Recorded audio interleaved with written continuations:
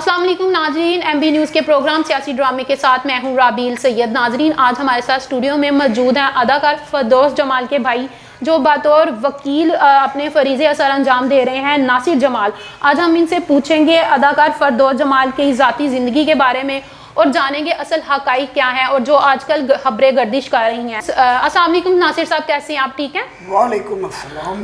Sir, मैं आपसे पूछना चाहूँगी कि आप फरदौस जमाल के सके भाई हैं, आपका शोबा वकालत से भी ताल्लुक़ है। आजकल जो खबरें गर्दिश कर रही हैं बतौर वकील, इस हवाले से आप क्या कहना चाहेंगे? जी, बहुत अफसोस है मुझे कि जो मीडिया पे एक ट्रेंड चल पड़ा है और सोशल मीडिया ने एक किस्म का बग़ैर तहकीक के हमारी जो जर्नलिज्म है, बहुत अफसोस होता है कि बग़ैर रिसर्च के, बग़ैर तहकीक के एक बात है या एक अफवाह है उसको लेके आगे चलते हैं। मैं इंशाल्लाह जो बात करूँगा एज अ वकील, मेरे पास उसके सबूत हैं, गवाह मौजूद हैं, डॉक्यूमेंट्री एविडेंसेस भी मौजूद हैं कि जो रूमर्स फैली हैं तलाक के हवाले से और खुला के हवाले से। सारी बात है, तलाक देनी होती है मर्द ने और खुला लेनी होती है शोहर ने। तो एज सच कोई डॉक्यूमेंट अवेलेबल नहीं है। ना हमारे किसी जो व्लॉगर्स हैं या कोई यूट्यूबर्स हैं, उन्होंने कोशिश की हो कि भाई किसी से सबूत मांगे कि आप बताएं जी कौन सा डॉक्यूमेंट है जो सर्टिफिकेट इशू होता है या इदारे की तरफ से या चेयरमैन की तरफ से या यूनियन काउंसिल की तरफ से कोई ऐसा तलाक का कोई डॉक्यूमेंट नहीं है, या फिर जो खुला के हवाले से कोई डॉक्यूमेंट अवेलेबल हो वो भी नहीं है जी। तो सारी हवा में बातें हैं और ना कोई बेटा उनका कोई डॉक्यूमेंट लेके आया हुआ है, ना कोई फरदौस साहब के पास ऐसा डॉक्यूमेंट है। बस एक बीच में एक मिसअंडरस्टैंडिंग मियाँ बीवी की थी जिसको कि बढ़ावा दिया गया और उसमें कुछ गलतियां हैं जो कि मैं उसको आगे इंशाल्लाह बताऊंगा। लेकिन बहरहाल उस हवाले से कोई ऐसी खबर नहीं है, ना कोई डॉक्यूमेंट है कि कोई अलहदगी का या उनके आपस में कोई इख्तिलाफात तो होंगे, लेकिन तलाक या खुला के हवाले से ऐसा कोई डॉक्यूमेंट मौजूद नहीं है। अच्छा सर, मैं आपसे और सवाल पूछना चाहूँगी, ये जो यूट्यूबर्स वीडियोस बनाकर अदाकार फरदौस जमाल के बारे में वीडियोस और खबरें लोगों को दिखा रहे हैं और सुना रहे हैं, इसमें कितनी सी ताकत है? बात और वकील, आप क्या कहना चाहेंगे इस बारे में? फर्स्ट ऑफ ऑल कि तमाम व्लॉगर्स, यूट्यूबर्स जो अपनी राय दे रहे हैं, अपना तबसरा घरों से वीडियोस जारी कर रहे हैं और सोशल मीडिया पे एक ऐसा शख्स जो सेलिब्रिटी है, बिल्कुल, जिसने 50 साल इस मुल्क को दिए, जिनके ड्रामेज दुनिया भर में दिखाए जाते हैं और एकेडमीज़ में और इंस्टीट्यूट्स में उनके ड्रामे जो हैं उनको पढ़ाया जाता है, एज अ सब्जेक्ट उनको पढ़ाया जाता है। वो एक सेलिब्रिटी मुल्क का असासा है, वो एकेडमी है, लेकिन जब वो असासा बनता है तो वो एक इंटेलेक्चुअल प्रॉपर्टी बन जाती है। इंटेलेक्चुअल प्रॉपर्टी मीन्स कि वो एक ब्रांड है। अब आप अगर इस ब्रांड को संभाल नहीं पाएंगे तो आप अपने मुल्क की बदनामी कर रहे हैं।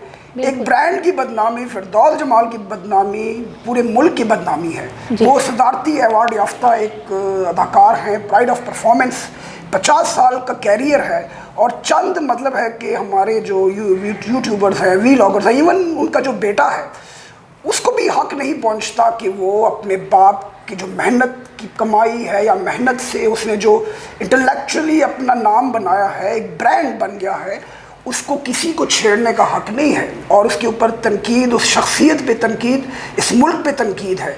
वो हमारे लिए एक असासा हैं और तमाम यूट्यूब व्लॉगर्स और जितने भी हैं, व्लॉगर्स हो गए, यूट्यूबर्स हो गए, उन सबको मैं आज बतौर लॉयर इंटीमेट करता हूँ, वार्न कर रहा हूँ कि आप अपनी जितनी भी उनके इज़्ज़त के ख़िलाफ़, उनकी शख्सियत के बारे में जो भी आप लोगों ने वीडियोस अपलोड की हैं उसको फ़ौरन ऑफलोड करें, क्योंकि ये डेफमेशन में आता है।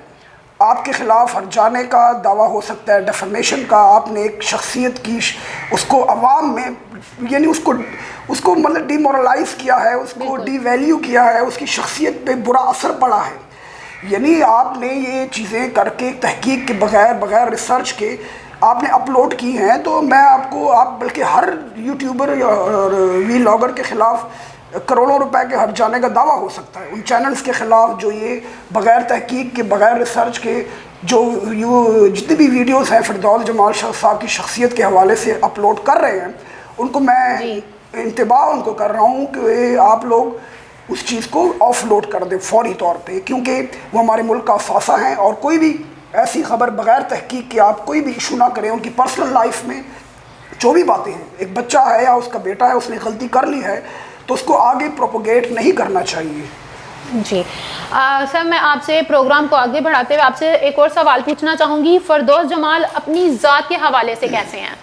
फरदौस जमाल साहब जो है ना, उनकी पूरी लाइफ, बल्कि मैं एक प्रोग्राम में उन्होंने कहा था, एक मज़ाकरात प्रोग्राम में भी मैं साथ था, कि भाई उन्होंने, उनकी शख्सियत है बहुत, मतलब है कि वो एक वर्सटाइल किस्म की शख्सियत है उनकी, और बहुत हम्बल और बहुत इंसानियत का दर्द रखने वाले। बल्कि मैं ये कहूँगा, क्योंकि मैं उन्होंने मुझे गोद में खिलाया है, कोई काफ़ी हमारा डिफरेंस है एज में, तो मैं उनकी गोद में खेला हूँ, तो मेरा उनके साथ जो ताल्लुक़ है, यानी वो मुझे बाप की तरह, या मैं उनको बाप की तरह समझता हूँ, वो मुझे बच्चों की तरह ट्रीट करते हैं, यानी मेरा इतना क्लोज रिलेशन है। पिछले ये जो अभी बिल्कुल आइसोलेशन में गए हैं कमरे में, तो उससे पहले 4-5 माह पहले वो मेरे साथ 5-6 महीने रह के गए हैं, तो मैं उनकी लाइफ को स्टडी भी करता रहा हूँ। वो बहुत हम्बल, हाइपर सेंसिटिव एक आर्टिस्ट है ना, वो बिल्कुल, मतलब है कि उनकी जो इंटेंशन है या जो भी है ना, वो बहुत सॉफ्ट होते हैं, बहुत चीज़ों को माइन्यूटली देखते हैं, और ह्यूमैनिटी या ह्यूमन फ्रेंडली कह लें, और मतलब ह्यूमैनिटी से प्यार करने वाले, इंसानियत से प्यार करने वाले। तो हमेशा मैंने बचपन से उनको बहुत करीब से देखा है, वो बहुत प्यार करने वाले बच्चों से, बीवी से। तो वो कभी भी उन्होंने, मतलब ऐसा घर में बिहेव कभी भी ऐसा नहीं किया जिससे कि हमें महसूस होता हो कि वो हमसे ऐसे नफ़रत करते हैं, या बहुत प्यार करने वाले हैं सबसे। लेकिन एक चीज़ मैं बता दूं, सारी बात है, वो एक परफेक्ट आर्टिस्ट हैं, और अभी भी वो कहते हैं कि मैं अभी और भी हासिल करना चाहता हूँ।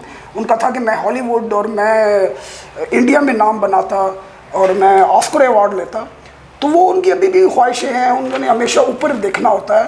तो शख्सियत में भी वो हमेशा किसी से सेटिस्फाई नहीं होते, अपनी माँ के अलावा। वो सिर्फ अपनी माँ को कहते थे कि मेरी माँ परफेक्ट है, और ये हर बच्चे के अंदर होता है, तो वो इसमें कोई बुराई की बात नहीं है। अगर वो हमें भी तनकीद कहते हैं, नहीं आप लोग भी परफेक्ट नहीं है, तो वो बहुत स्ट्रेट फॉरवर्ड बंदा है, तनकीद भी करता है, प्यार भी करता है, और खूबियाँ भी बयान करता है, तो मुँह पे करता है। सही। नासिर साहब, मैं आपसे एक और सवाल पूछना चाहूँगी, एज ए हस्बैंड और फादर वो कैसे हैं? मैं कहता हूँ कि एक मिसाल मैं दूंगा जी, कि अपने बच्चों और बीवी से उनको जो प्यार है, तो उन्होंने इसकी एक मिसाल मैं ये दूंगा कि पहले इन्होंने हमें, जब मैं BSc मैंने पेशावर से की हुई थी, तो हमें बुलाया लाहौर, क्या नासिर आप लाहौर में देखो, कोई अपॉर्चुनिटी आपको मिलती है तो मैं आपको सपोर्ट करता हूँ, आप फर्दर स्टडीज़ करें, आप लाहौर आएँ तो मैं आपको सपोर्ट करूँगा हायर एजुकेशन में। लेकिन चूँकि वो वालदा को भी साथ रखा हुआ था, एक टाइम ऐसा आया जब बच्चे हो गए, तो बीवी बच्चों ने कहा नहीं आप अब हमें टाइम दें, आप वालदा को और भाइयों को अब रहने दें। तो उन्होंने रिगार्ड किया, एहतराम किया, उन्होंने रिक्वेस्ट की हमसे भी, वालदा से भी, कि नहीं अब आप लोग अपना इंतज़ाम करें। फिर वालदा भी पेशावर आ गई और हम भी साइड पे हो गए। हम फिर ट्यूशन वगैरह टीचिंग करना शुरू की, और मैंने लॉ, अपना ख़र्चा हम खुद निकालते थे, हम अलहदा हो गए। हमने कभी भी इनको फिर डिस्टर्ब नहीं किया, और तकरीबन 25-26 साल हमने कभी भी इनकी फैमिली में इंटरफेयर नहीं किया। बच्चों को कुछ, इन्होंने कहा जी मेरे बच्चों को आप इंटरफेयर ना करें, मेरी बीवी भी डिस्टर्ब ना हो। तो वो जो तमाम फैसिलिटीज़, वो जो इनका लेबल है, वो जो ब्रांड है फरदौस जमाल का, नाम यूटिलाइज सिर्फ इनकी बीवी ने और इनके बच्चों ने किया है। 25-26 सालों में हमने उनका नाम कभी भी यूटिलाइज़ नहीं किया। हम 6 भाई हैं, फिरदौस समेत हम 7 हैं, 5 हमारी बहनें हैं। तो हमारे किसी बहन भाई ने उनके नाम को कहीं भी यूटिलाइज़ नहीं किया। जो बंदा भी अपने फील्ड में है भाई उनका, वो अपनी मेहनत पे, अपने बलबूते पे काम कर रहा है, मेहनत कर रहा है, मजदूरी कर रहा है, और अपने जो है अपने घर को संभाल रहा है, अपने बीवी बच्चों को संभाल रहा है। हमने टोटली, मेरी माँ ने कह दिया था छोड़ दें फिरदौस जमाल को, बीवी बच्चों के लिए छोड़ दें। तो शायद फिरदौस जमाल साहब को ये भी है कि भी उन्होंने जब इंटरव्यू में कहा कि मैंने बड़ी कुर्बानियाँ दी हैं, तो वो इंटरव्यू में ये कहने का मकसद था कि वो बीवी बच्चों को कह रहे हैं कि जी मैंने आप लोगों के लिए बहुत कुर्बानियाँ दी हैं, मैंने अपने बहन भाइयों को छोड़ा, 25-30 साल मैं उनसे मिला नहीं, बस रस्मन हम मुलाकात करते थे। तो बीवी बच्चों की खातिर उन्होंने बहुत कुर्बानी दी, इवन अपने बहन भाइयों को भी छोड़ दिया था उन्होंने। अच्छा सर, मैं आपसे पूछना चाहूँगी, अदाकार फरदौस जमाल बतौर भाई और बेटा कैसे हैं? भाई तो मैं ये कहूँगा कि मैं उसको, मुझे बच्चों की तरह रखा, लेकिन फिर हमने भी भाई बन के दिखाया। जब मैं वकील बना, मतलब है कि मुश्किलों से ट्यूशनें पढ़ के हमने कोई डिग्री ली, तो जहाँ उनको मेरी ज़रूरत पड़ी, जिस कदम पे वो फंसे, जाहिर बात है जब इंसान ज़िंदगी के मामलात में, बिजनेसेस में होता है, तो वो परेशानियाँ, मसाइल, केसेस भी उस पर होते हैं, तो मैं हर कदम पे साथ था।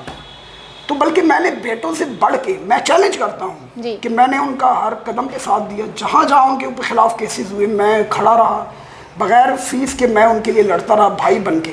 मैंने भाई बन के दिखाया।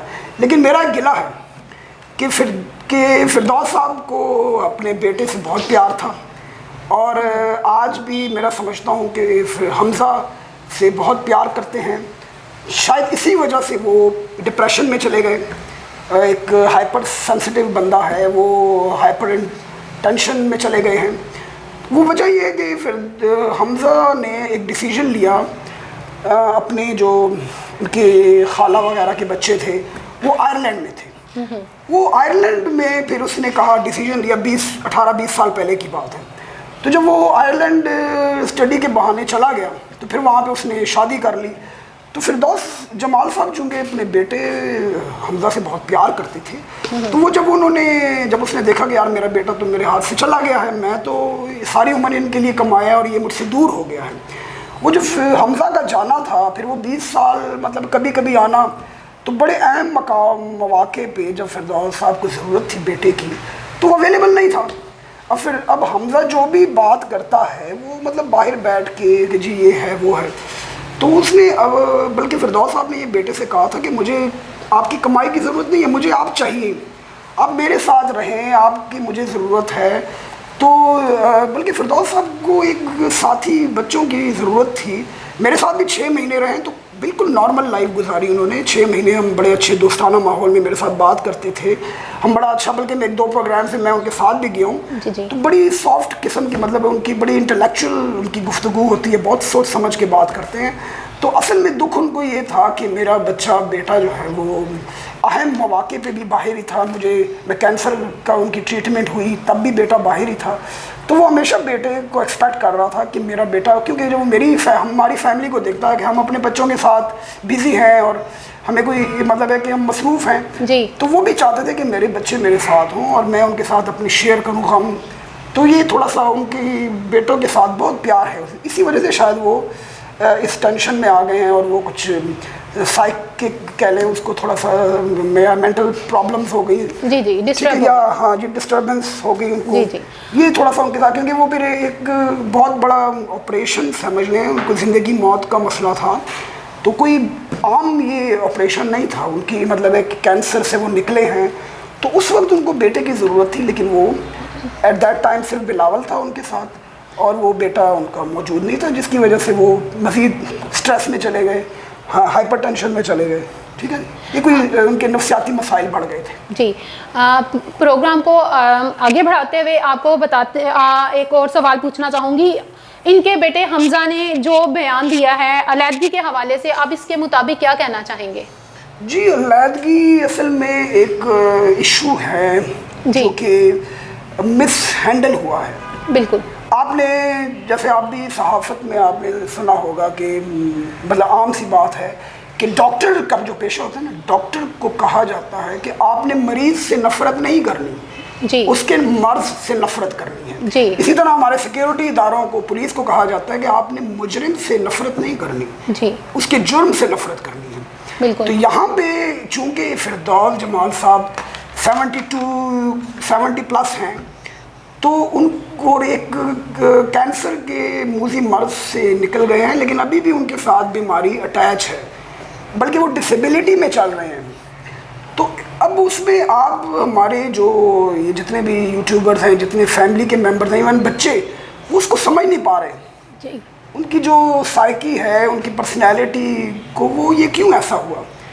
ये एक बंदे से हमारी पूरी पब्लिक की जिम्मेदारी है कि भाई एक बंदा हाइपरटेंशन में है या एंग्जाइटी का शिकार है, तो सारी बात है उसमें कोई पर्सनैलिटी डिसऑर्डर हो चुके हैं। जितने भी साइकेट्रिस्ट हैं, अगर आप उनके इंटरव्यूज़ फिरदौस जमाल के देखें तो वो कुछ कई बातें करते हैं, नहीं मैं मतलब है कि मुझे, वो बल्कि हमें भी कहते हैं कि भाई मुझे परफेक्शन होनी चाहिए, हमें भी कहते थे। इस तरह बेगम में भी शायद वो कहते हो नहीं परफेक्ट रहो, परफेक्ट होना चाहिए। बच्चों को भी वो कहते हैं कि जी आप भी परफेक्ट काम करें। तो वो परफेक्शन शुरू से उसकी वो पर्सनैलिटी का एक हिस्सा है। तो इसमें हम कह सकते हैं कि पर्सनैलिटी डिसऑर्डर अभी इस एज में आके तो बड़ी एहतियात से हैंडल करना चाहिए उसको।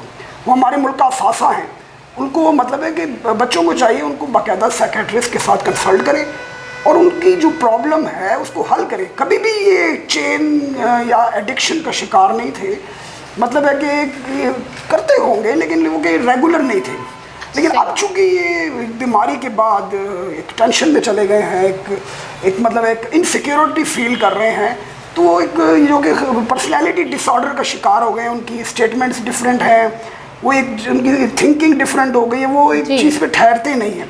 तो काइंडली इसको उनकी बच्चों को भी कहना है, हमजा को भी कहना है कि आपकी उनको ज़रूरत है ताकि आप कल को पछताएं ना। इस टाइम हमने भी कोशिश की बतौर भाई उनको रखने की, उनको ट्रीटमेंट करने की कोशिश की, बट वो प्यार करता है अपने हमजा बच्चों से, बीवी से, और उसको टेंशन की ज़रूरत है। He needs concentration, attention. और ये हमजा को मैं तनबीह करता हूँ कि आप उसको आएँ, बीवी बच्चे इंशाल्लाह कहीं नहीं जाते, आपका बाप एक मुल्क का एसेट है। अगर ये कहीं इसको कुछ हो गया तो आप सारी उम्र पछताएंगे। और यही चीज़ फिरदौस साहब को कि भी मेरा बेटा मुझसे जुदा हो गया है, अब वो बाहर कहीं हो गया, बाहर उसने शादी कर ली है, तो ये चीज़ें जो हैं वो उसको बार बार वो इनसिक्योरिटी फील करता है उससे। सही। नाज़रीन, आपने देखा और सुना भी अदाकार फिरदौस जमाल के भाई के ने उनके अलहदगी की वजूहात और हक़ाइक़ आपको बताएं कि इसमें कितनी सताकत थी। मज़ीद इस तरह की मालूमात और इन्फॉर्मेशन के लिए देखते रहें प्रोग्राम सियासी ड्रामे।